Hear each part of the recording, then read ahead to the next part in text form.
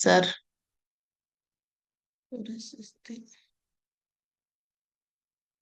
Sí, ya vamos a comenzar entonces ya con la parte de generalidades de genética, ¿ya?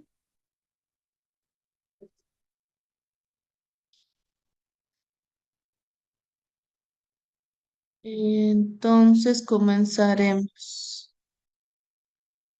Eh, bueno, la genética es sí, una rama de todo lo que es una ciencia que estudia principalmente todo lo que son los genes, ¿no? Ahorita vamos a ver en realidad todo esto y hoy vamos a ver lo que es generalidades y un poco de historia para que veamos cómo ha evolucionado desde hace, bueno, primero con los estudios de Gregor Mendel, ¿no? Que como ven, o sea, ha sido hace más de 150 años que ha comenzado el inicio de todo este descubrimiento y este estudio, y a la fecha han pasado y ha avanzado realmente en muchos aspectos, ¿no? Mucho más rápido que otras ciencias, o sea, sí ha ido avanzando mucho más en los últimos años.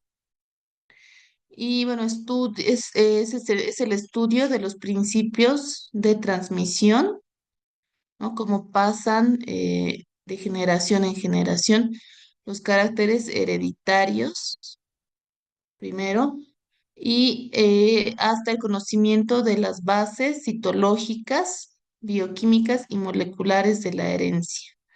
En realidad estudia esta transmisión de caracteres hereditarios que llamamos herencia y implica obviamente todo lo que es a nivel celular, de la célula, de las estructuras celulares, como es el núcleo, el DNA, que conforman parte importante de la genética, bioquímicas, ¿no? Con los contenidos de los ácidos nucleicos que el ADN y el ARN, y moleculares, ¿no? De estructuras más pequeñas que van a participar en todo este proceso que es de transmisión de caracteres hereditarios, ¿no? Entonces, este es más o menos un bosquejo de lo que ahora se llama el proyecto Genoma Humano, bueno, que ya ha cursado, en realidad ha iniciado desde el 2000, donde se ha tratado, bueno, aquí está un poquito de todo lo que es la historia, ¿no? Como vemos en 1880, digo 65, con el monje Gregor Mendel, que ha empezado a hacer experimentos con guisantes y con plantas para ver justamente esta transmisión de caracteres hereditarios, ¿no? En todas las líneas de las plantas que él estaba cultivando. Y ha ido avanzando, luego con el descubrimiento ya como tal de la estructura del ADN, vamos a ver eso después, y con el código genético, vamos a ir viendo todos esos términos en esta semana, ¿no? Digo, sí, en esta semana y en lo que queda de su curso que es ya de genética. Entonces, en este año 1966 se ha descubierto, se ha descrito cómo es el código genético, ¿no? Humano. Luego, varios métodos como este que es la secuencia de DNA que se ha podido observar con estos elementos ya más igual con bioquímica que se ha podido observar estas barritas que vamos a ir viendo después. Ya para 1982, entonces, se ha podido crear una base, ¿no? Si buscan en el internet, o sea, hay este GenBank, que es una base de genes que son los que se conocen, ¿no? Todos los genes que se conocen están aquí en esta base de datos. Luego el proyecto del genoma humano que ha iniciado en 1990 y ¿qué más está aquí? ¿no? Aquí en las levaduras que han podido ver justamente igual como secuenciar un genoma en las levaduras, es decir, todo el material genético de estos hongos que son las levaduras, luego ya de organismos más grandes como son los parásitos, ¿no? Las lombrices, luego de bacterias, así ha ido evolucionando, ¿no? Desde un microorganismo muy chiquito, o sea, simple como son las bacterias, hasta ya organismos pluricelulares, que son los insectos, ¿no? Como son, por ejemplo, las moscas en el 2000 que se han podido ya secuenciar todo su genoma, es decir, saber qué ácidos nucleicos tiene todo el genoma de estas estructuras. Y ya para el 2001, entonces ya el proyecto Genoma Humano sí ha sido publicado en las revistas científicas, ¿no? En dos revistas, donde ya se ha secuenciado por completo todo el genoma humano, ¿no? O sea, todo el código genético que tenemos como seres humanos. ¿No? Luego también han ido ya para hacer más estudios en los 2003 ya se concluyó como tal, o sea, todo el proyecto del genoma humano, y a partir de esta publicación, ya este conocimiento que sabemos cuál es el código genético de los seres humanos, ya desde el 2000 y 2004 entonces ha ido avanzando mucho más, ¿no? Todo este proceso que en un inicio ha sido paso a pasito, ya como ven, o sea, ya han habido y existen ahora muchas publicaciones a nivel genético, donde realmente hay muchos estudios que se están realizando de mutaciones, de variaciones y muchas cosas que son muy amplias en realidad. Entonces ahora vamos a conocer todo lo que es la parte de generalidades y los conceptos que tienen que saber. Entonces, la genética, bueno, es el estudio de la herencia, hemos dicho, ¿no? O sea, cómo se transmiten los caracteres eh, hereditarios y sus variaciones, ¿no? Porque esta herencia no es igual, o sea, presenta variaciones, es decir, cambios que caracterizan justamente cierto tipo de enfermedades, ya hablando de lo patológico, o de características simples como el color de ojos, el tipo de cabello, etcétera. Entonces, la genética estudia la herencia y las variaciones que tiene esta en los seres vivos. Y cómo es que los genes transmiten rasgos de padres a hijos, ¿no? A nivel bioquímico y molecular. Y de todos los genes que tenemos, o sea, la expresión génica, algunos genes van a expresarse, ¿no? A pesar que tenemos, ya hemos dicho en algún momento, no me acuerdo en qué clase, que gracias a lo que es la combinación de los gametos, entonces tenemos en realidad en nuestras células información de todos nuestros antepasados, ¿no? Pero sin embargo, son algunos genes que expresamos nosotros como individuos. Y bueno, las mutaciones, ¿no? Las alteraciones que puede haber en toda esta estructura que es el DNA, los cromosomas o los genes, y el desarrollo de los organismos. Entonces, esta primera parte, hoy vamos a pasar esto un poco lo que es la historia, ¿ya? Bueno, primero, como hemos dicho, ya es hace más de 150 años, en 1854 más o menos, que este señor Gregor Mendel, que ha sido un monje, ¿no? Que ha estudiado, que ha estado en este monasterio en la Universidad de Viena, ha hecho trabajos con sus cultivos que él tenía, ¿no? De lo que son los guisantes o las arvejas que podemos llamar, ¿no? Donde él ha hecho, ha cruzado varias variedades de los guisantes para observar cuáles han sido los cambios que se han suscitado en su desarrollo, ¿no? O sea, cuando ya han crecido las plantas, entonces ha observado las características de acuerdo a las variedades que él ha cultivado. y ha descrito los principios de la herencia ya para la década de 1860, ¿no? Entonces, todo su estudio que él ha hecho ha sido un proceso largo, ¿no? Ha estado cultivando y viendo o sea, cómo desarrollaban sus guisantes durante 7 años más o menos, ¿no? Entonces, él ha visto varias características en sus cultivos. ¿No? O sea, primero el color, ahí vemos, digamos, algunas plantitas rojas, otras blancas.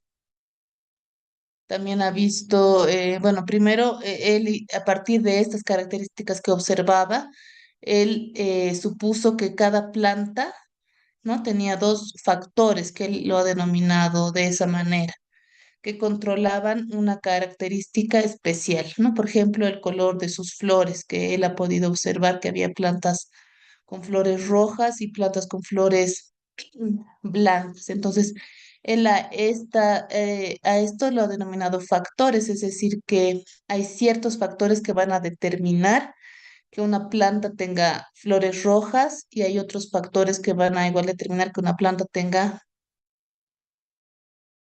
flores blancas. ¿No? Entonces, de esta manera él ha hecho bueno, ha cultivado sus guisantes para poder observar cómo estos factores actuaban en la progenie, de las plantas que él estaba sembrando. Eh, entonces, él ha aportado principalmente, bueno, algo muy grande que vamos a ver en otra clase, como que son la herencia mendeliana, ¿no? Ahí vamos a explicar mejor cómo él ha hecho sus trabajos y las leyes de Mendel, que lo vamos a conocer en esa clase. Pero ahora de manera, hablando de historia, o sea, sí sabemos que Mendel fue el primero que ha iniciado con este campo de estudios sobre la herencia, ¿no? Determinando que existían factores que controlaban una característica especial. Luego, posteriormente, ya en 1800, o bueno, casi simultáneamente esto, ¿no? 1831, este, igual este personaje Robert Brown ha descubierto en las células, ¿no? Que existían unas estructuras que los ha denominado núcleos celulares, ¿no? Entonces que a partir y luego ya en 1882 se ha observado cómo se divide una célula, lo que hemos visto que es mitosis, ¿no? Y cómo hay una importancia en los filamentos que se forman. Bueno, esto ya no se conocía, pero sí se podía observar este tipo de filamentos que lo han denominado de esa manera, que era la sustancia cromática, ¿no? Que se formaba y dividía en el proceso durante este proceso de división celular, ¿no? Entonces aquí vemos en una imagen con fluorescencia, microscopio de fluorescencia, cómo está un núcleo celular, ¿no? Y se puede observar que primero hay una sustancia diseminada en todo el núcleo que luego se separa, que ya sabemos que es justamente que son los cromosomas, ¿no? Pero en un principio no conocían eso, entonces sí se sabía o se descubrió que durante la mitosis había una sustancia que dividía durante el proceso de división de la célula. Ya después, en el 1875, sí se han observado algunas estructuras, ¿no? En forma de X que primero se han observado, que se los ha denominado cromosomas, ¿no? ¿Y por qué se ha llamado de esta manera? Porque en realidad cuando estaban observando estas estructuras al microscopio y los teñían, ¿no? Le aplicaban tinta, entonces sí había una afinidad por tinciones básicas, ¿no? Cromos viene de color, entonces soma de cuerpo, y sí se ha visto que estas estructuras, o sea, se teñían con estas tinciones básicas y por eso los han denominado cromosomas. Y posteriormente ya se vio que los cromosomas son vectores de la herencia, ¿no? Entonces, aquí, bueno, hoy en día ya sabemos que cada cromosoma se ve como esta estructura, ¿no? En una forma de X se encuentra en el núcleo celular y existe justamente, bueno, cada cromosoma se sabe que tiene una carga genética distinta, ¿no? O sea, no son iguales. Han visto luego igual, han ido contando el número de cromosomas para poder determinar cuántos cromosomas hay en los seres humanos y en otros seres vivos que han ido haciendo estos experimentos y han podido determinar, o sea, que cada cromosoma en realidad es diferente a otros, ¿no? Todos los cromosomas, o sea, son distintos, excepto por los pares que se formaban, pero entonces sí se pudo deducir que cada cromosoma tenía una carga genética distinta.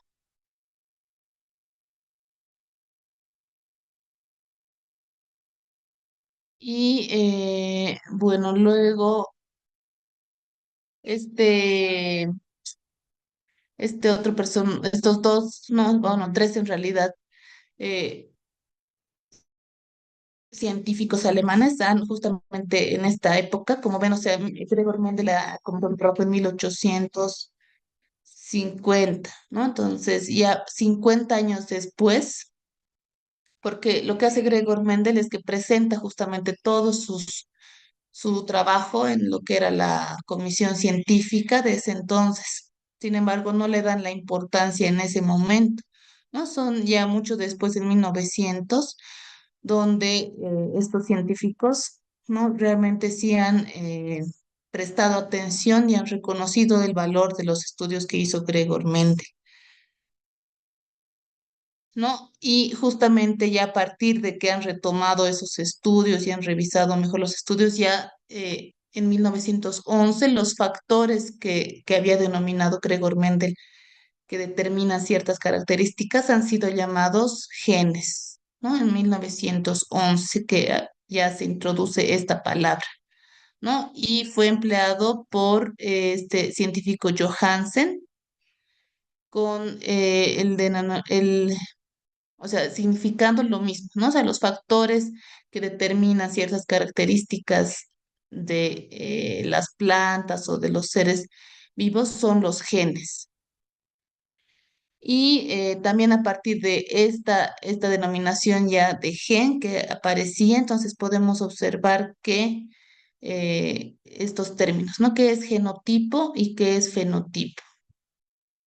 Que ahora vamos a explicar. Entonces ya se conocía lo que es la célula, lo que es el núcleo celular y lo que son los cromosomas, ¿no? Entonces ya todas estas estructuras más detalladas todavía no se conocían que era el DNA, pero sí hablábamos que había genes, ¿no? Que eran importantes y que determinaban los caracteres que tenían los seres vivos, ¿no? En cuanto a sus características como color, en las bacterias forma de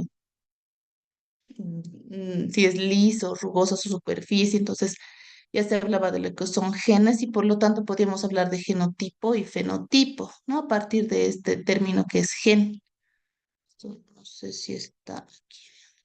Ya. Entonces el genotipo, digo, lo vamos a ir viendo en toda la clase, o sea, es justamente las características genéticas que tiene cada individuo, hablando específicamente de los genes. Y el fenotipo se refiere a las características que se observan, ¿no? Es decir, que, digamos, tiene un gen que va a determinar que esa planta sea de color roja, entonces el fenotipo es el color rojo, ¿no? En cambio, otra planta tiene el gen y va a expresar que esta planta sea de color blanca. Entonces, el fenotipo es lo que podemos observar, es la característica que se observa en el ser vivo.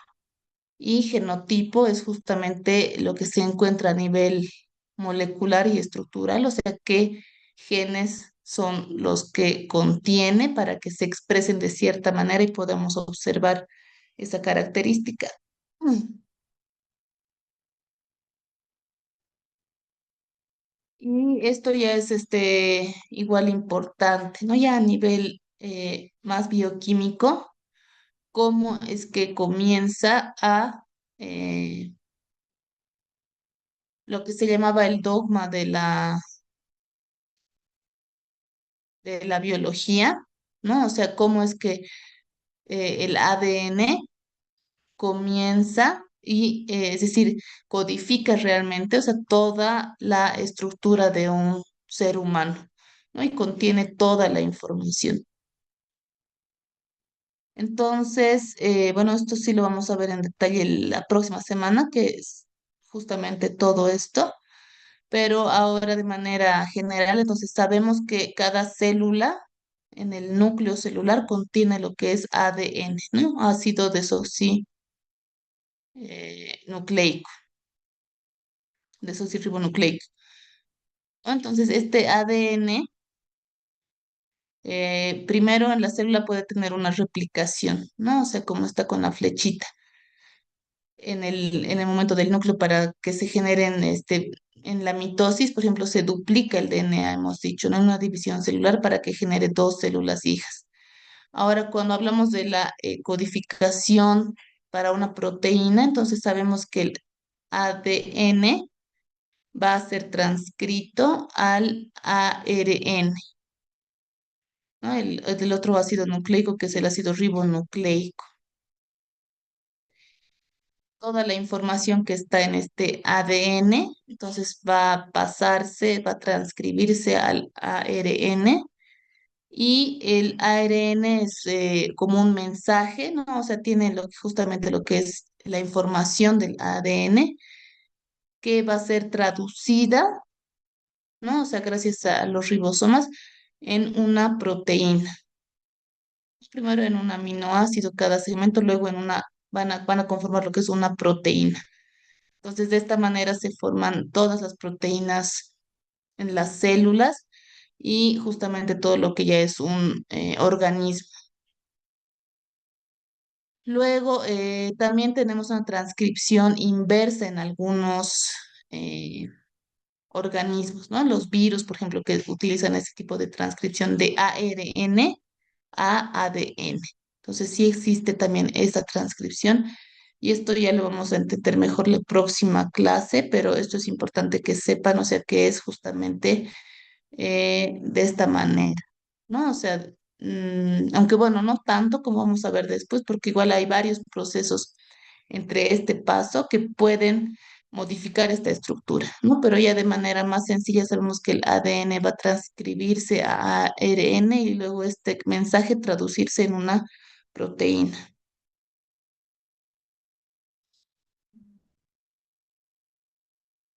Y bueno, ya en estos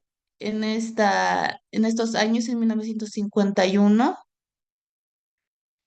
parece algo importante, ¿no? O sea, gracias a esta científica Rosalind Franklin, que en algunos libros mucho no se menciona si es que van a leer algo de genética, porque directamente mencionan a los que han ganado el premio Nobel, ¿no? Que son Watson y Crick, porque postulan este modelo tridimensional para la estructura del DNA, ¿no? Entonces ellos han dicho, hemos descubierto el secreto de la vida. No, pero en realidad, no está aquí tampoco, ya, porque en realidad justamente hasta este momento se sabía ya que había ciertos genes que podían ser los que se estaban implicados en la transmisión de caracteres hereditarios, pero no sabían dónde estaban o cómo se comprobaban. Tenían la idea que sí estaban en el núcleo celular, ¿no? Ya sabían cuál era el núcleo celular. También en algunas tinciones que han podido observar en trabajo, sabían que el núcleo celular contenía ácidos, ¿no? Porque reaccionaban de manera química a algunas bases y han descubierto que eran ácidos, pero no sabían exactamente qué era lo que contenía. Entonces, justamente a partir de trabajos de esta doctora que es Rosalind Franklin, que ha trabajado con algunos rayos, se ha podido observar una, una fotografía. O sea, si buscan en internet, sale así bonito de este trabajo. Es justamente la primera imagen de cómo podría ser la estructura del DNA, ¿no? Que se ve como una imagen similar, bueno, como esta, ¿no? Así, pero en una fotito de como radiografía. Entonces han trabajado los tres en descubrir, en tratar de deducir cómo estaba conformado el DNA, ¿no? Sin embargo, luego ya son ellos dos los que proponen y hacen o concluyen el trabajo, entonces sí hacen esta estructura tridimensional, ¿no? Para poder observar cómo era un modelo del DNA. Bueno, luego entonces, aquí vemos cómo después, a partir de que han descubierto este modelo tridimensional de DNA, se da la hipótesis de lo que era un mensajero, ¿no? Y ahí aparece lo que es el RNA mensajero. Entonces sabemos que el ADN se transcribe en un RNA, ¿no? Entonces este RNA va a actuar como un mensajero porque va a producir, o sea, va a pasar este código del DNA y traducirse en una proteína.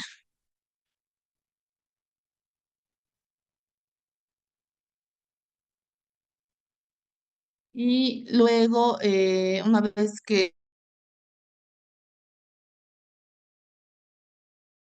el genético, o sea, del DNA y ARNA, se habla de lo que es el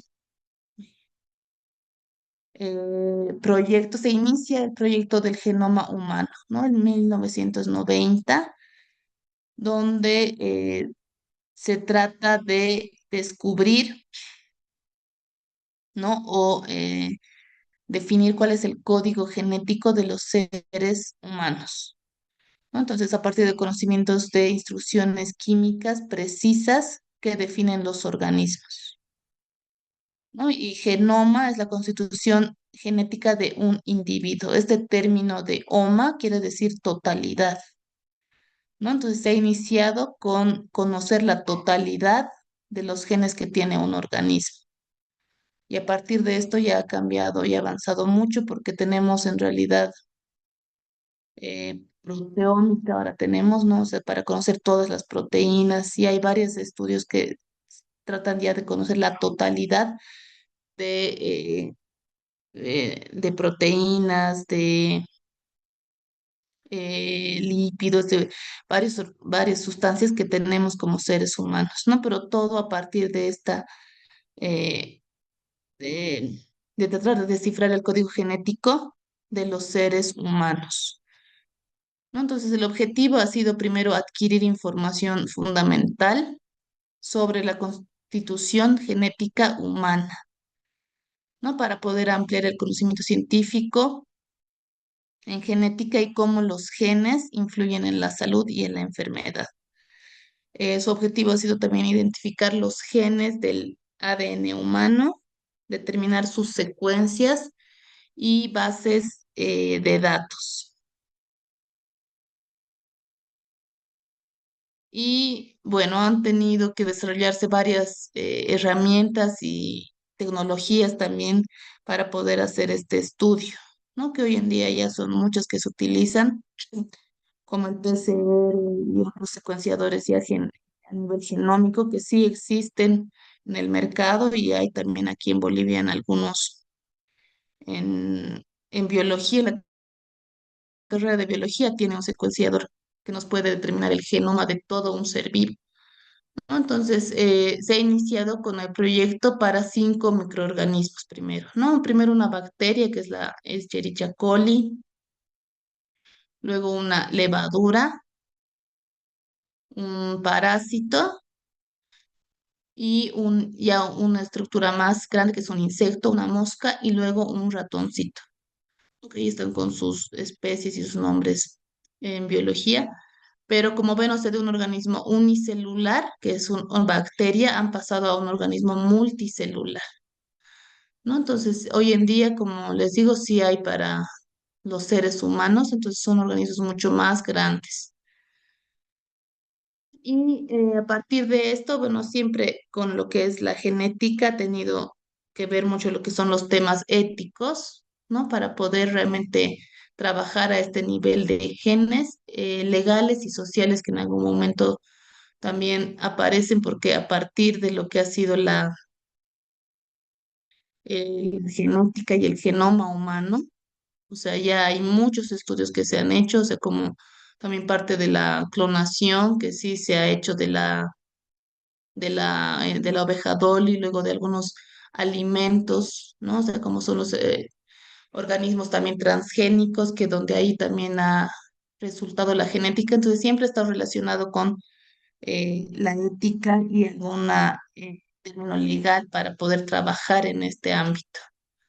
Entonces, desde que ha comenzado el genoma humano, ha concluido el genoma humano, o sea, ya más o menos tenemos 3.000 genes en el ser humano que se conocen sus localizaciones específicas en el cromosoma. En esta fotito, por ejemplo, ven estas bandas, estas barritas representan a lo que son los cromosomas. Y entonces, como ven, aquí está el cromosoma 9, 10, 11, 12, 13, ¿no? Algunos de los cromosomas.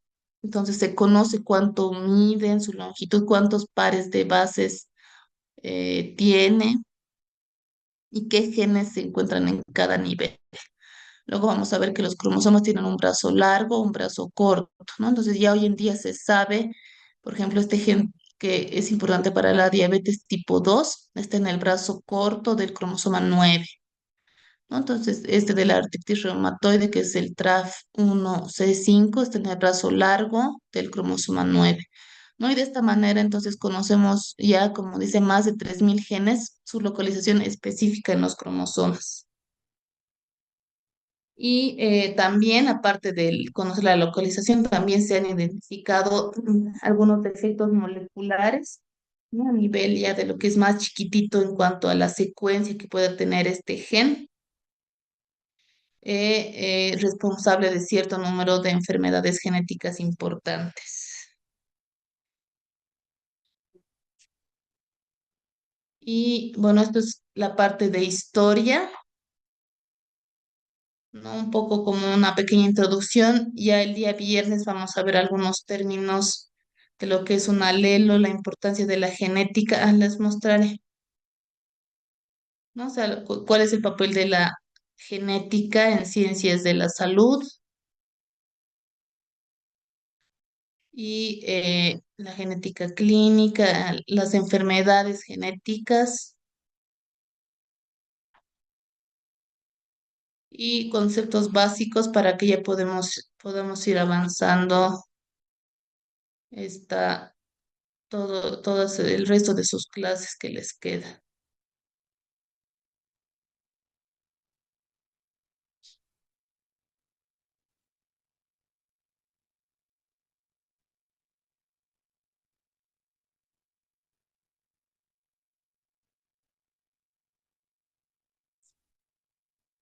Listo. Entonces, eso es de manera introductoria para que puedan conocer un poco de historia y ya el día viernes nos vemos.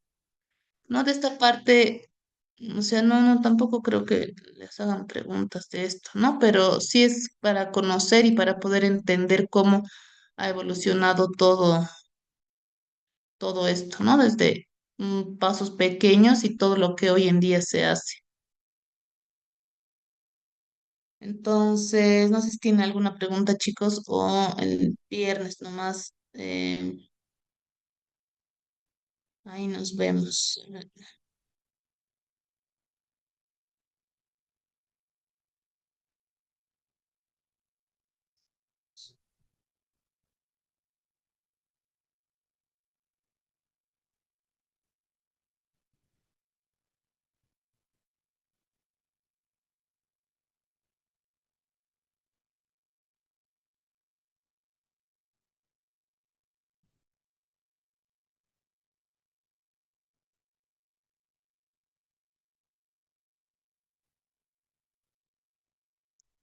Listo, entonces hasta el día viernes, chicos.